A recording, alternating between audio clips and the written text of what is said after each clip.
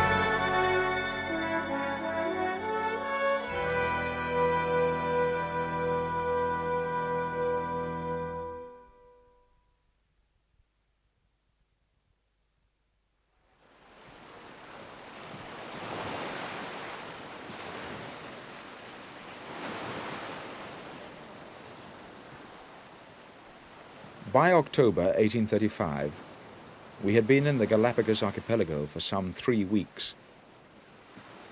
And with each new island that we visited, the more certain I became that the natural history of the region was eminently curious. I was astonished at the amount of creative force on those small, barren and rocky islands.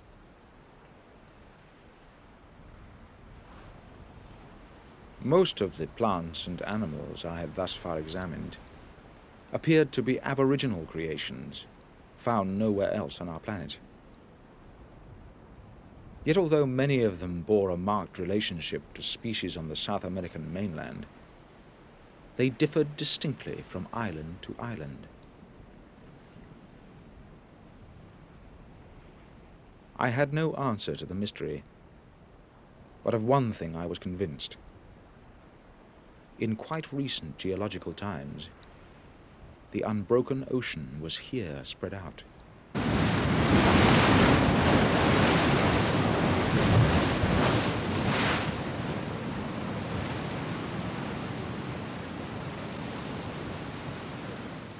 If each individual island in the group had been thrown up from the bed of the ocean, then every form of life must have made its way there by one means or another.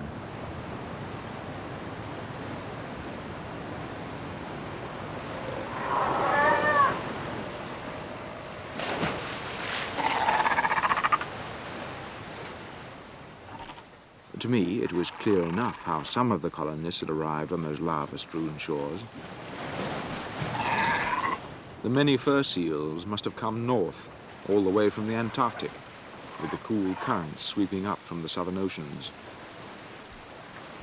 It was truly extraordinary to watch these creatures in their winter overcoats beneath the warmth of the equatorial sun. They reminded me of our own crew aboard the Beagle, whenever the midday sun became too intense and the cool water the only congenial environment. Let's see the scurry swim. Jump!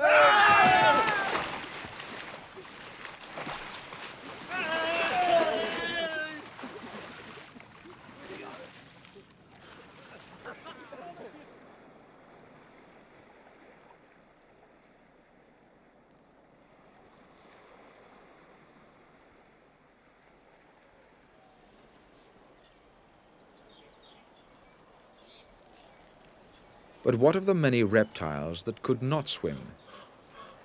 The tortoises and land lizards that abound throughout the Galapagos.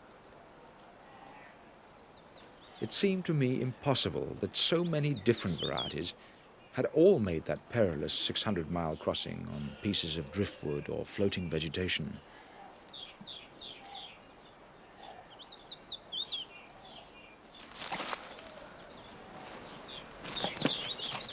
I watched a pair of land lizards fighting over a piece of territory.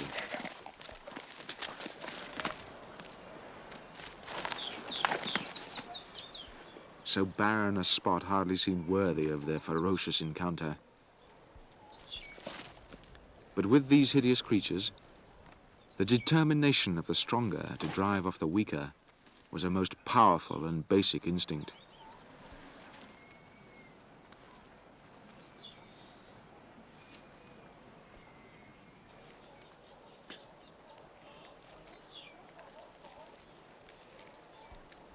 No pity was shown to the loser. He had to seek out another territory, less hotly disputed, while the winner remained in solitary command.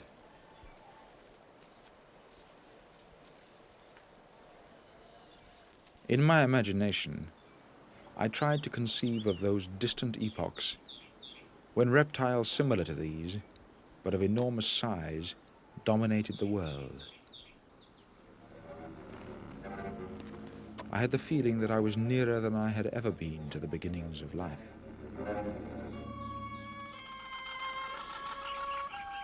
Whenever a new outcrop of land is thrown up out of the turbulent ocean, the first carriers of the seeds of life must surely be the seabirds.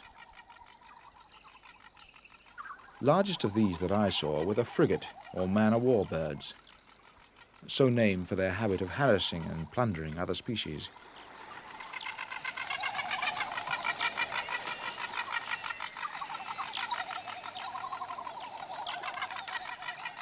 They had been reported as much as 1,000 miles from the nearest land, even though they lack the ability to alight on the surface of the water. And this must increase the likelihood that they carry seeds and tiny insects with them from their place of departure, lodged in their claws and plumage.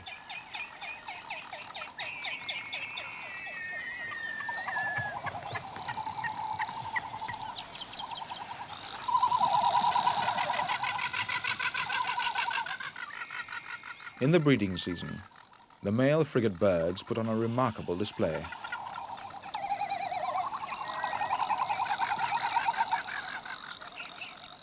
Directly under their throats, they have a bright red inflatable pouch. It acts as a potent lure to the females patrolling the skies above them in search of a partner.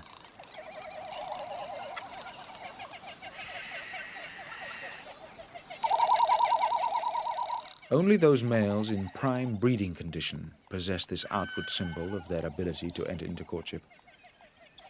Thus the female wastes no time in her search for a suitable mate.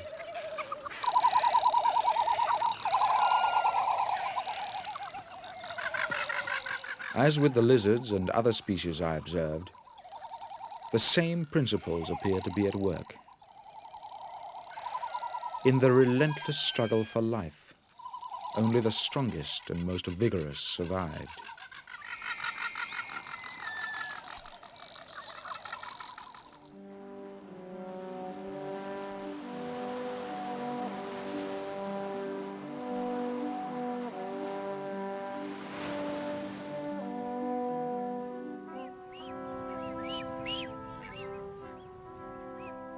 In total contrast to the fierce men-of-war, the blue-footed boobies were of such a tame and stupid disposition that we could have killed any number of them for our table.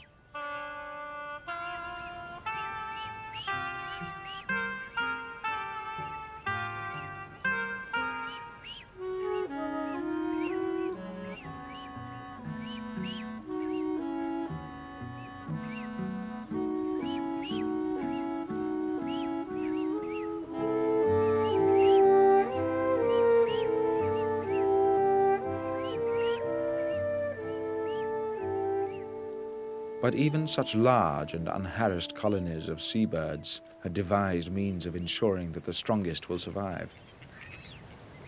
In their nesting grounds, I noticed that although 2 eggs are usually laid, only 1 chick grows to adulthood.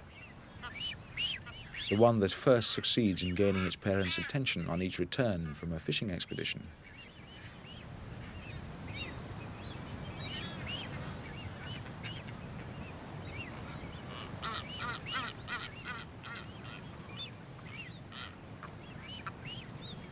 If it is to live, the chick, on its own initiative, must recover the half-digested fish from its parent's gullet. How can the harsh lessons of existence be learned so young, except by instinct? It was as if Mozart, instead of playing the piano at 3 years old with wonderfully little practice, had simply played it instinctively, with no practice at all.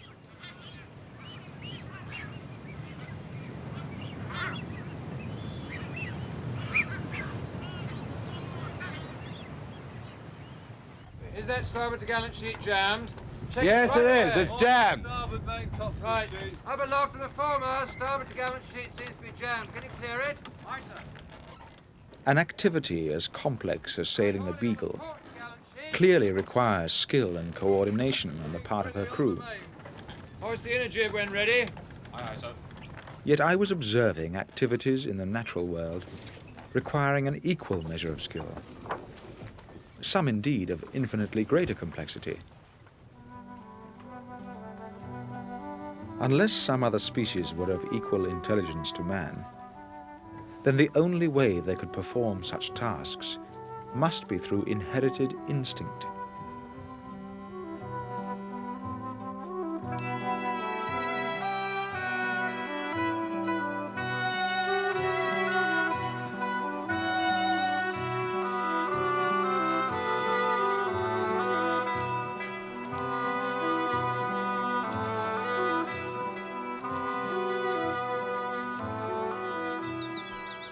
We had heard so many stories of the large number of tortoises and lizards killed or removed from the islands whenever a ship came this way, that I was therefore the more astonished by the extreme tameness of the birds.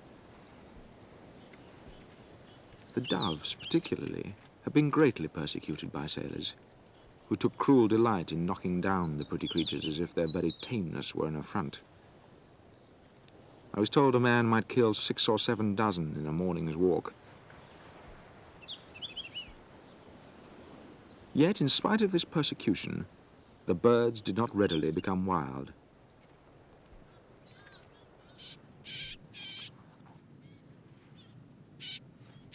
While resting one day with Covington, a group of mocking thrushes gathered to sip from our pitchers of water.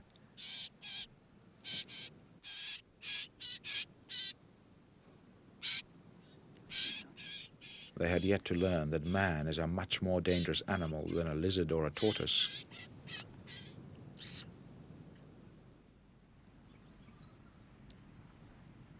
On one occasion, I endeavored to see how near I could approach to a hawk.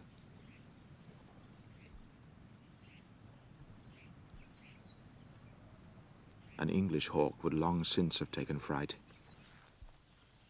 but he showed no sign of alarm.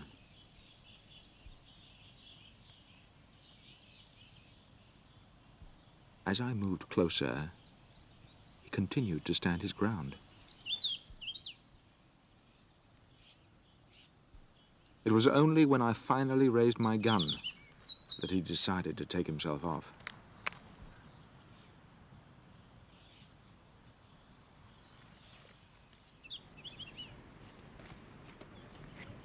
But of all the creatures that excited my curiosity on that extraordinary group of islands, the ones that were to influence the development of my theories over many years were so dull and common in appearance that I very nearly failed to notice them at all. These were the finches that climbed and darted about amongst the cactus trees and other bushes. Although they were all clearly related to each other, there were also distinct differences, particularly in the size and shape of their beaks.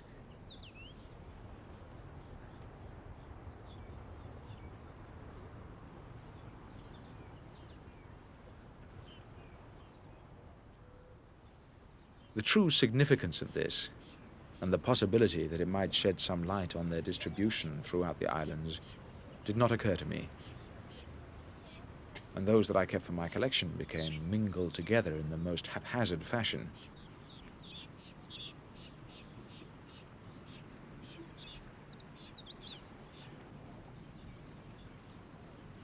Between us, we had observed 26 species of land bird on the Galapagos Islands, of which 21 can be found nowhere else. But of the 11 marine birds we counted, only 2 were unique.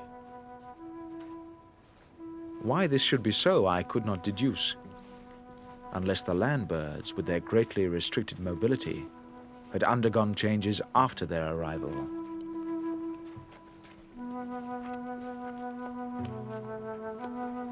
But as we hoisted sail for the last time, I was many years from such conclusions. Mr. Bosun, carry on away. Set the fore topsail and to gallant. Aye, sir. Set the fore topsail and to gallant.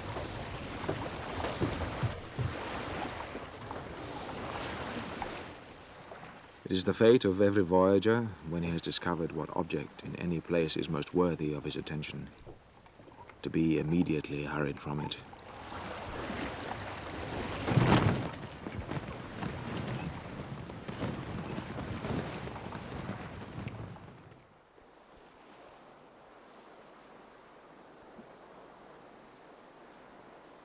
On October the 20th, 1835, we commenced the long passage towards Tahiti and Australia.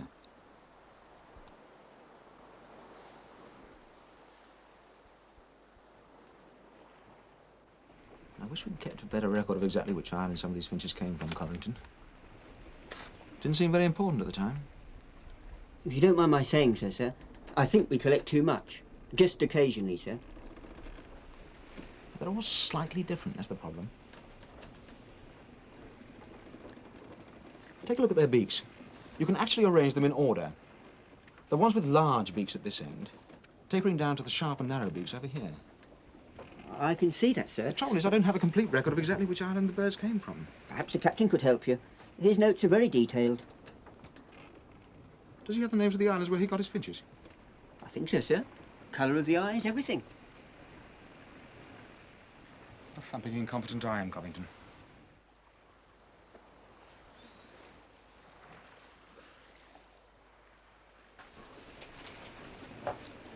There's a story going the rounds that of the two of you, the captain proved to be the more observant naturalist. Is there any truth in that, Mr. Darwin?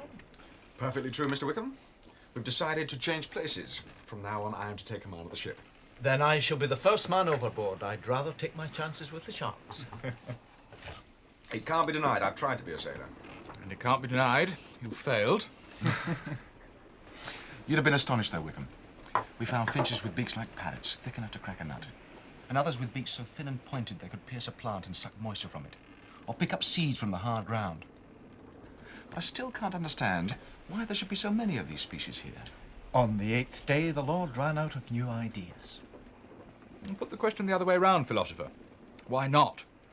Why shouldn't God create as many different finches as he likes? He's created a considerable variety of human beings. But assuming their ancestors came from South America, we still have to explain their distribution amongst the islands. Your own notes show that, Fitzroy. I don't see your difficulty, Darwin. We know that the currents between the islands are very strong, Yes, I can vouch for that. and the winds generally light. It would appear so. With very little inducement to migrate from one island to another, the climate and vegetation being much the same, they simply stay where they are. But we never saw so many species of finches on the mainland. We never looked. Earthquakes seemed more important at the time, as I recall. But why should such tiny spots of land get their own species? I see the Galapagos as a wonderful example of the works of nature. Each creature perfectly adapted for the place God intended for it. Our Garden of Eden. I thought you said it was more like the first ring of hell, Captain. I was not speaking of a human paradise, Mr. Wickham. Well, my own observations were a thorough mess. I almost wish I could persuade you to turn the ship round and go back again. That you cannot. It never occurred to me that islands in sight of each other could have such different fauna. Well, don't let it worry you, philosopher. I'm glad my notes proved of some small assistance. And if I might venture a suggestion, in the future, observe the mysteries of nature rather more closely and theorize about them rather less.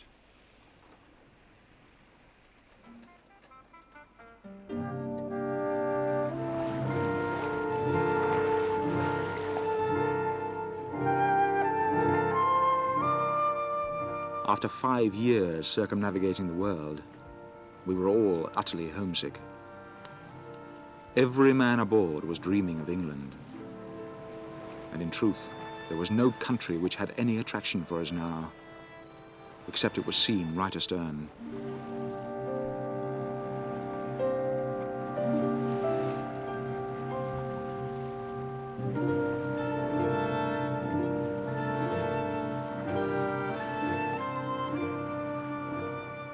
Well, don't read it now. Go through it at your leisure and give me your opinion in a day or so. I'm sure it's a most excellent account. Of course, it's far from finished. But I've covered the salient features of the voyage more than adequately, I think. Some may find it overlong, but I'm convinced that a proper record should be set down. It's unthinkable it should all just end in oblivion. What of your own work? I've kept a diary, as you know, but as much for my own use as anything. Parts of it might prove of a more general interest. If you were agreeable and would consent to put it at my disposal, there might be some way of incorporating it with my own narrative. I'm afraid it's little more than daily chit-chat. Well, I'm thinking particularly of the land journeys when I was not present. To omit those would be to give an incomplete account of our adventure. That's very kind of you, Fitzroy. Much of it's already in England, but if you think it will be of any use, of course. And some of your notes as the ship's naturalist might take the form of an appendix. We can discuss the details later. Meantime, I'd be most grateful of your opinion of my poor efforts.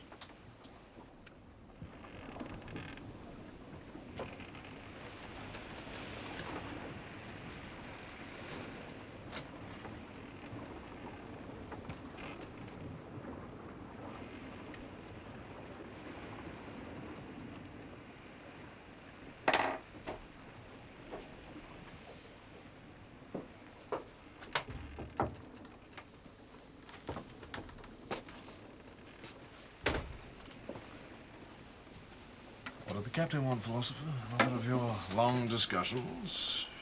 He wants me to give an opinion on his journal of the voyage, and perhaps loan him my diary so that he can include a few extra passages. Well, don't tell me you agreed to such an arrangement. Why not? I'm sure it was most generously meant. But if he's to have the arranging of the material, he'll be using your narrative to embellish his own. He is the captain, my dear Bino. Surely he's entitled to present the official version of the voyage. But you two can't even look at the same rock without disagreeing about it. You forget, Wickham. I'm here as Fitzroy's guest, and have been these last 5 years. I still think you should publish separate accounts. I doubt if I should ever find the time. As soon as we land, there's all my specimens to be sorted out. After that, I have to decide what to do with my life. It's easy for all of you. Your paths are set. No doubt you'll all become admirals and stand no track from the likes of me. Oh, I don't mind telling you, philosopher, you've changed my way of looking at things in the last 5 years. More than you know. And I'm no more tired of your company now than I was 2 weeks out of Plymouth. I hate it when a voyage comes to an end. We all say we'll meet again soon, but we know we won't, even as we say it. We'll be blown to the four corners of the earth. Well, I'll go on deck.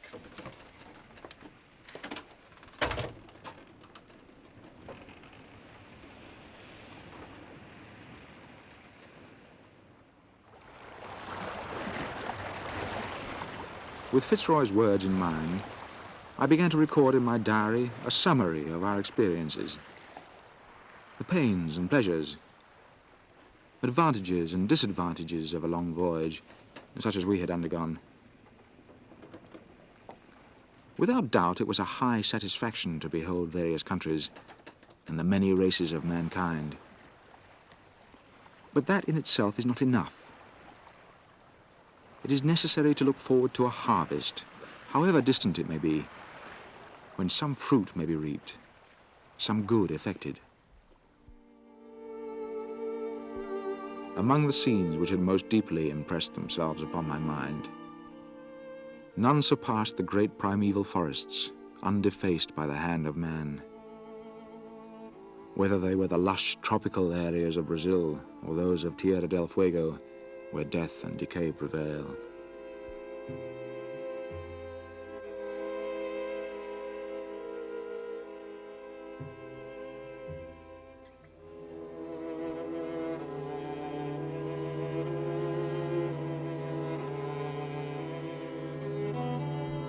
No one can stand in those solitudes unmoved and not feel that there is more in man than the mere breath of his body.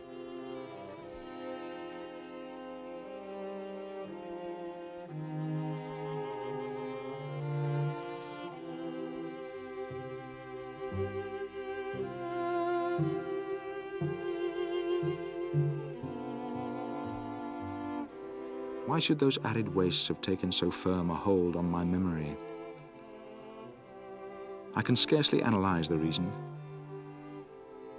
but it must be partly owing to the free scope given to the imagination.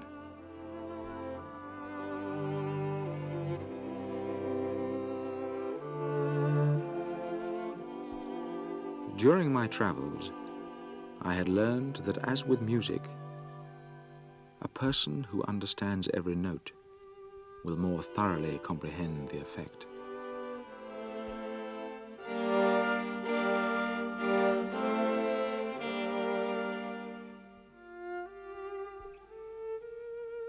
When looking down from a great height, the mind, undisturbed by minute details, becomes filled with the stupendous dimensions of our world.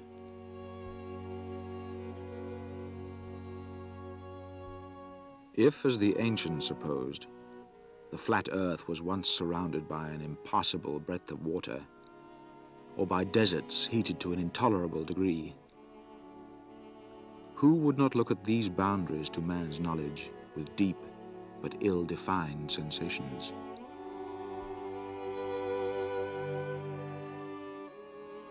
Why not a catastrophic flood? A terrible deluge. The waters rise, pounding the stones together. Mountains collapse into the valleys, leaving sheer walls of rock. Then the waters fall away. But the pebbles, Fitzroy. You can't produce millions of pebbles as smooth and as round as this in 40 days, or even 400 days. If the Almighty can create a round earth and a round moon, why should a few round pebbles be beyond him?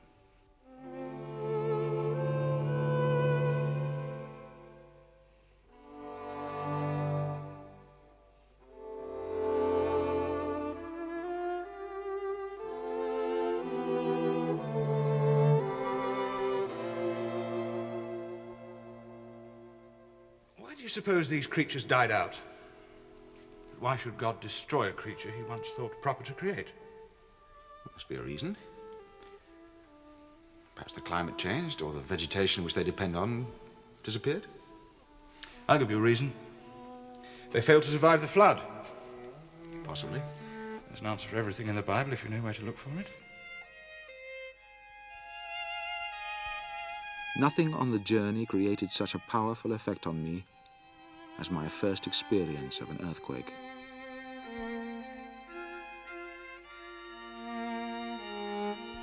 The earth, which is considered from our childhood as the very emblem of solidity and security, moved beneath our feet like the crust on a fluid. When I saw the labored works of man overthrown in a minute, I felt the insignificance of his boasted power.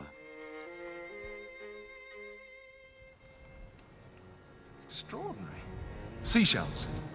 Fossilized seashells at 12,000 feet, Sullivan. How do you think they got there? All right. Unravel the mystery, philosopher. They've been pushed up out of the sea. The whole mountain range has been pushed up out of the sea and the seashells with it. Don't you see? They prove it.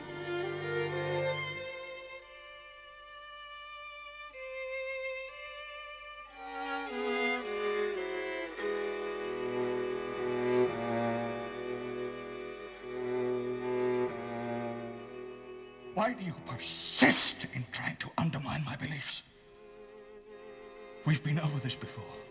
The Bible tells us how the earth was created. What do you so persistently set out to challenge its authority? I don't in any way set out to challenge its authority on religious matters, Fitzroy. And then whose word are we to take as gospel? God's or yours?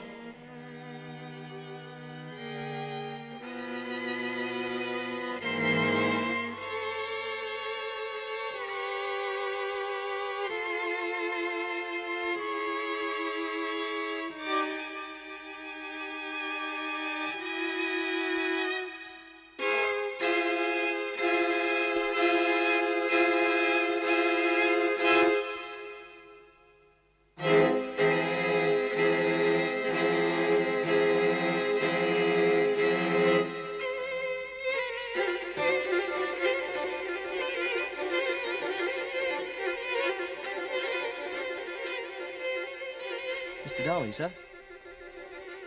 Mr. Darwin, sir. What is it, Masters? It's not mustard, sir. It's Mellish. Sorry, Mellish. It's a long time now since he died, sir.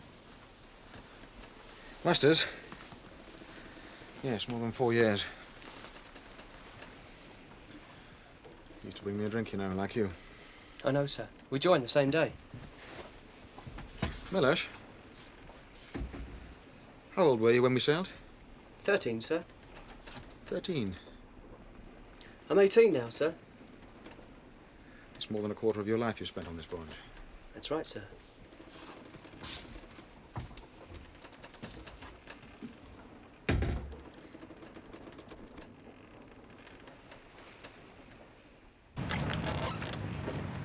Land ho! On the port bow! Hey! There it is! Sing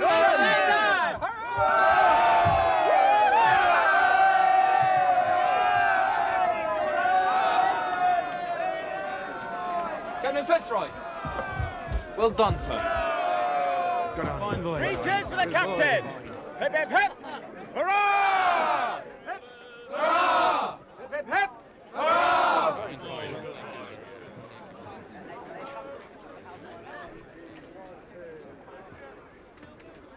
God bless you, sir.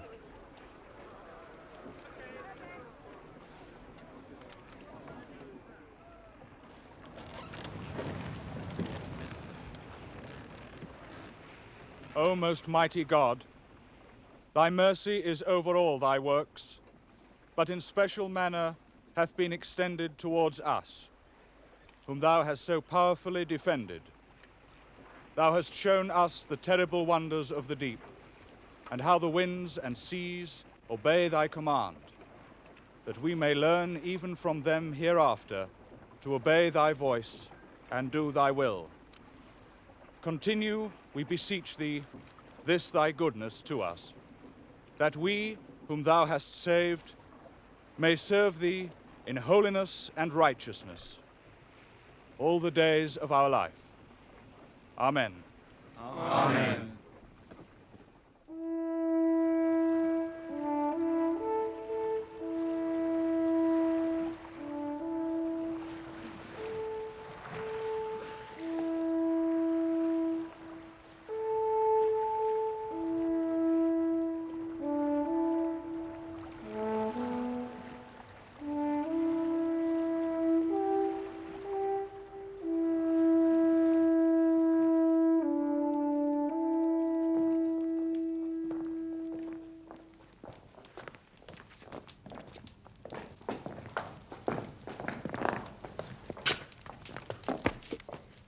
Not exactly a hero's welcome, I'm afraid. The traveller's return. English style. Perhaps the real reception's planned for Greenwich. Bands and bunting and cheering crowds. I shall miss it. There will be no real reception. I expect it will be a month before their lordships at the Admiralty will condescend to see me. Like most human endeavour, our efforts are probably doomed to oblivion. You weren't expecting anyone, surely? There are no Darwins at Falmouth. But I shall be on the first stage to Shrewsbury.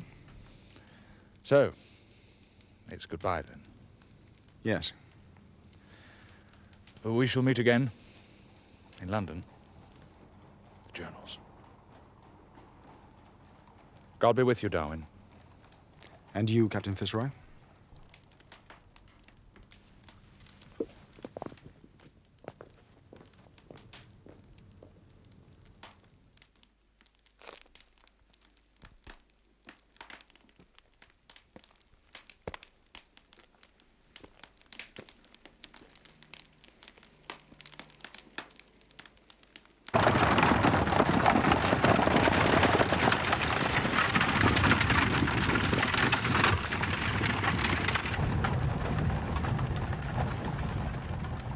The stupid people in my coach did not seem to think the fields one bit greener than usual.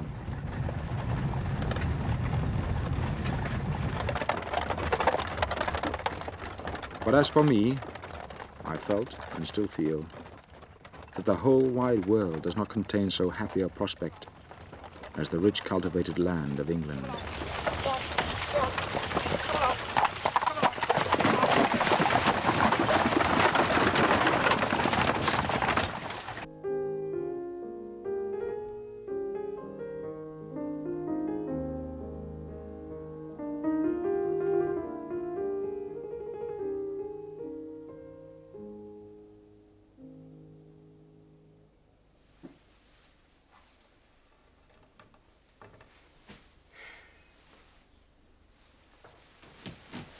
What time did they say, Papa? About 3:30, I believe. They're half an hour late already. Oh, we've waited 5 years to see him. Another hour will make very little difference, my dear. 5 years and 136 days. And of all the tricks to play on his own family, he just arrives, with no warning at all. I should have fainted away with the shock. Oh, don't do that today, my dear. Young Charles might put quite the wrong interpretation on it. Oh, he's not interested in me. Poor Fanny was the one he had an eye for. I seem to remember him casting 1 or 2 glances in your direction. Don't tease, Papa. They're here.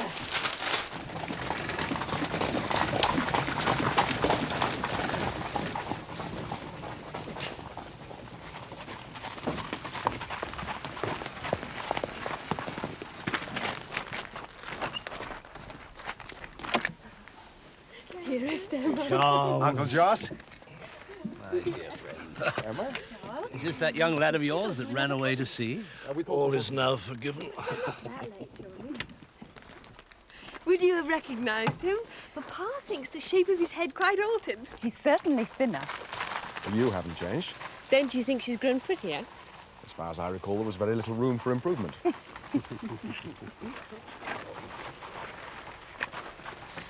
Oh, we've planted a few more trees, but otherwise I don't think you'll notice much difference.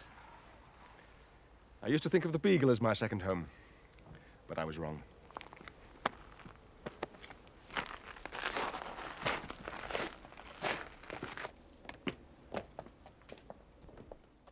What a wicked trick to play on your poor family, Charles, giving them no warning. It wasn't intended. The ship was due to dock at Woolwich, but I couldn't bear the thought of another day. So I left her at Falmouth and took the first coach I could find to Shrewsbury. Some of our servants made the arrival of Master Charles an excuse to get most excessively drunk. What news of Captain Fitzroy? Was it his company which drove you ashore in such a hurry? By no means. He's in the best of spirits. About his health. I believe there was some question about his state of mind.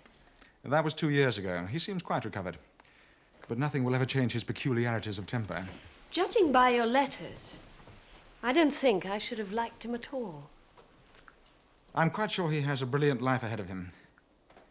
But I sometimes wonder whether it will prove a happy one. And what of you, Charles? What plans are you hatching? I wish I could be more certain. I have my specimens to sort out. I'm going to collaborate on the ship's journal with Fitzroy. And Henslow has arranged for me to meet Professor Lyle at Cambridge. But apart from that... Apart from that, he is no nearer the choice of a career than when he went away.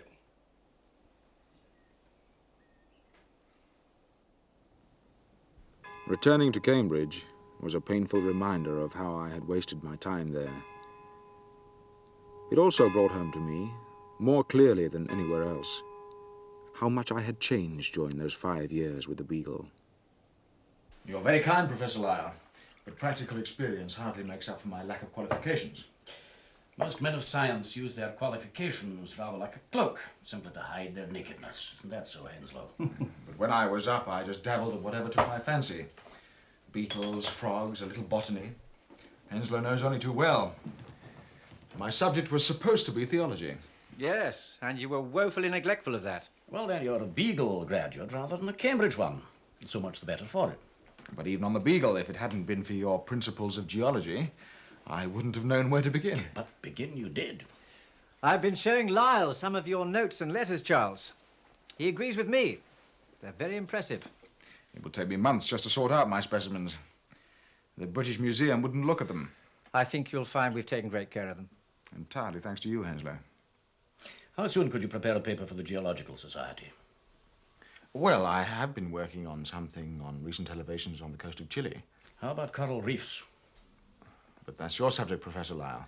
I wouldn't dream. We all learn from each other in this world, Mr. Darwin, and from what I hear, you may be very much nearer the truth. That's what matters in science. You may have gathered, Charles, Professor Lyle has a rather low opinion of some of his colleagues. Consumed with envy, most of them. Now, if I understand you correctly, you believe that the reef is probably thrown up by a volcano before the coral insects begin to work on it. Then, the bed of the ocean begins to subside, carrying the coral down with it to great depths. In broad terms, yes. I never saw living coral below a depth of 10 feet. But then how do you account for the different types of coral formation, atolls, barrier reefs, and so forth? I'm not sure, but I think the principle remains the same. Each atoll stands like a sort of halo, marking the place where some great mountain has subsided. You must publish. Before I steal the whole idea. And don't be deflected by the Zoological Society. They're after you too, you know. Seems to me, Charles, your chances of becoming a quiet country parson are beginning to look rather slim. Throughout that summer, whenever I could, I visited my uncle's family at Mayor Hall. He complains of palpitations around the heart. And he doesn't seem to be able to work for more than a couple of hours without a long rest. And what's more, he will go to immense lengths to avoid going out into society. Have you examined him? Oh, of course. Nothing but apparently contradictory symptoms. Could be any one of 100 causes. Prolonged seasickness, subtropical disease. I wish I knew. Will you give me a push, Charles? My dearest Emma, I am trying to concentrate. What are you writing that's so important? I'm finishing the introduction to my part of the Beagle Journal. I thought Captain Fitzroy was going to write it. He is. The main part, that is. But it's been agreed that my account should be a separate volume. How exciting! You'll be an author. Of course, it could just be nerves. A reaction from the voyage. In which case, he should get married. That'd soon settle him down. You mean you want me to support the pair of them, eh? Why doesn't he marry her? Nothing will make me happier, you know that. I quite agree. Why doesn't he? Thoughts on Marriage by Charles Darwin. Advantages. Children, if it pleases God. Constant companion and friend in old age. Charms of music and feminine chit-chat. Come for a walk, Charles. It will be good for your digestion. I will in a minute. This is a tremendously important scientific study. Disadvantages. Terrible loss of time. If many children, forced to gain one's bread. If you want my opinion, you were a deal more amusing before you went away.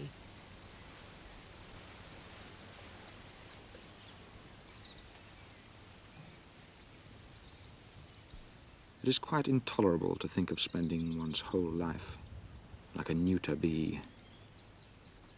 Working, and nothing after it all. It won't do. Picture to yourself a nice soft wife on a sofa, with good fire and books, and music perhaps. One cannot live the solitary life with groggy old age, friendless, cold, and childless, staring one in the face. There is many a happy slave. Conclusion. Marry, marry, marry.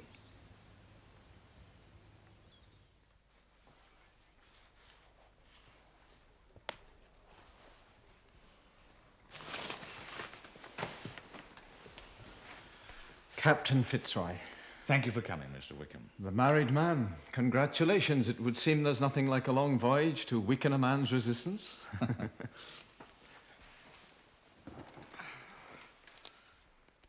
Well, I take it you won't be looking for another command in the immediate future. I think not. As soon as our new house is habitable, I trust you'll call on us. I shall look forward to it. And what news of the Beagle? The refit is nearly complete. We sail for Australia in 2 months. I almost envy you. I understand you wrote to the Lords Commissioners recommending me for the command. Your conduct, above all your loyalty, during the last 5 years had already spoken for you. Did you read the manuscript I sent you? Darwin's preface to his journals, yes. An excellent start. I never thought he would write so well. You seem to have overlooked the point. The point? Nowhere in his introductory pages is your name mentioned, or Sullivan's, or Byner's. You'll find not a single reference to any of the men or officers who accompanied him on his shore expeditions, not a single acknowledgement or word of thanks. That is why I asked you to read it. But you know the philosopher as well as I do. It's not his nature to be ungenerous. He simply got carried away in one of his bouts of enthusiasm. It's of no consequence.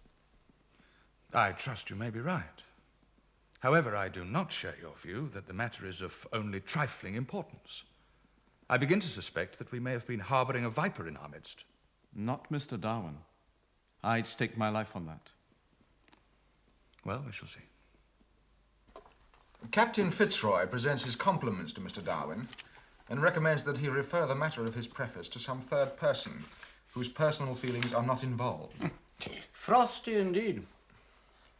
Captain Fitzroy therefore begs to decline giving an opinion at present and will only venture to remark, his memory being rather tenacious on the subject, that there were obliging, disinterested and kind-hearted officers on board the Beagle, dated 13th of November, 1837. I thought you two were supposed to be on intimate terms after 5 years. It was very wrong of me. I shall apologize, of course, and make amends. Yeah, I'm sure you will. But I fancy there's rather more to it than that. What do you mean? Well, poor Fitzroy, locked into the narrow strictures of a naval career, which scarcely suits his temperament, obliged to complete his hydrographic reports, while he sees you embraced by the scientific world, fellow of the Geological Society, elected to the Athenaeum and the Linnaean Society. I detect a touch of envy in his voice, my dear Charles. He does have rather a perverse way of looking at people's motives. Well, why let it worry you? You must pursue your path. He his. He belongs to a dying breed, wouldn't you say? I don't think I would. He has a most inquiring mind, and I would have thought a brilliant future ahead of him. And, if I remember rightly, vehemently opposed the Reform Bill. In my opinion, he belongs to that subspecies of the English aristocracy which cannot change and so must necessarily perish. You don't really know him. He's certainly no dinosaur. The Navy needs men like him. The Navy is welcome to him. Now, what were you asking me? About species. Oh, yes. You think they all have a natural lifespan, just like an individual? Very possibly, yes. But what determines its length? That is the problem. Well, perhaps a change in the climate or vegetation. But then one would expect them all to perish, not just some of them. Suppose the world were in a state of continuous change. And species not immutable. You must tread very carefully there, Charles. That is one of the great heresies of our age. Are you dining at the club tonight? Not tonight. I must get a letter off to Fitzroy. Let him nurse his damaged pride a little longer. Come along.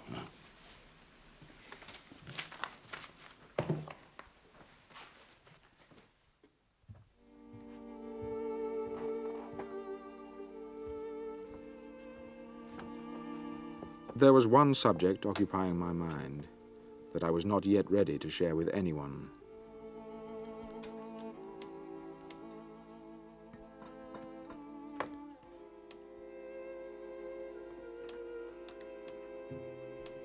There are two kinds of generation. The vegetative, as we see in the grafting of apples and roses, and ordinary sexual generation, New individuals produced by grafting are absolutely similar. But with ordinary sexual generation, this is not so. Ancient Egyptian dogs and cats are certainly like those of today, but separate a pair and place them on an isolated island, and it is very doubtful whether they would remain constant.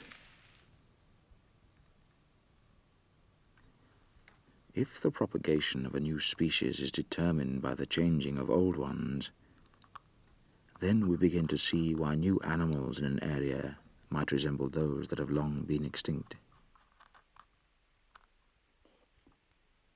Suppose that all animals and plants, old and new, are represented by an irregularly branched tree. As new twigs sprout, so many old ones die. With so much extinction, many ancient species would have no modern descendants. And amongst the species that do live on, there would be gaps. But if we accept the endless modification of species and their geographical grouping, what are the causes of these changes? If we let conjecture run wild, then all animals, our fellow brethren in pain, disease, suffering, and death, may partake from our origin in one common ancestor. We may all be melted together. The grand question which every naturalist ought to have before him is, what are the laws of life?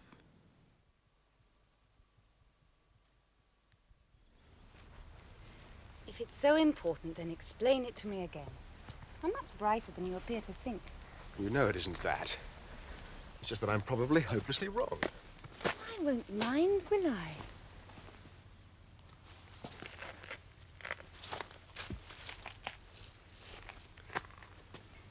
Imagine that to be a tree. The tree of life, as you call it. The trunk, down here at the bottom, would represent the very first beginnings of life. Do you mean all life? Everything. The creation? If you like. Then gradually, the branches develop. And then they produce their own twigs. But when was there time for all this if the whole of creation lasted only a week? You have to imagine the changes happening over thousands of years. It's only when man intervenes that the process is speeded up. I don't think I understand. Think of your own rose beds, or the animals on the farm.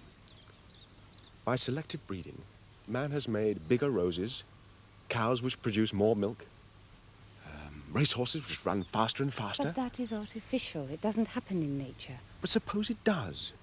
Suppose that very, very slowly, nature has produced wolves for running and moles for digging. And you're saying that they all come from the trunk of the same tree? I think it's possible. I don't understand you, Charles. Moles breed moles, and wolves breed wolves. They always will, so far as I can see. And besides, where do we fit in? I was coming to that. What would you say if I asked you to marry me? Darling Charles, of course I'll marry you. But I still don't really understand about your tree of life. Neither do I.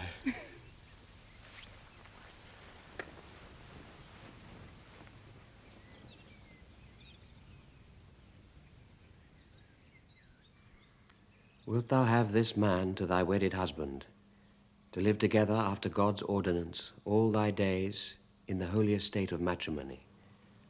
Wilt thou obey him and serve him, love, honor, and keep him in sickness and in health, and forsaking all other, keep thee only unto him, so long as ye both shall live? Then you answer, I will. I will. And then I say, who giveth this woman to be married to this man? Yes, and that's when you step forward, Uncle Josh. And I shall say, you have drawn a prize indeed. I think we should try to stick to the words laid down. So, after the exchange of rings, you have a choice of psalms. You can either have Psalm 128, Blessed are all they that fear the Lord and walk in his ways, or you can have Psalm 67, God be merciful unto us and bless us, that thy ways may be known upon earth. You choose, Charles. I think the second. God be merciful unto us.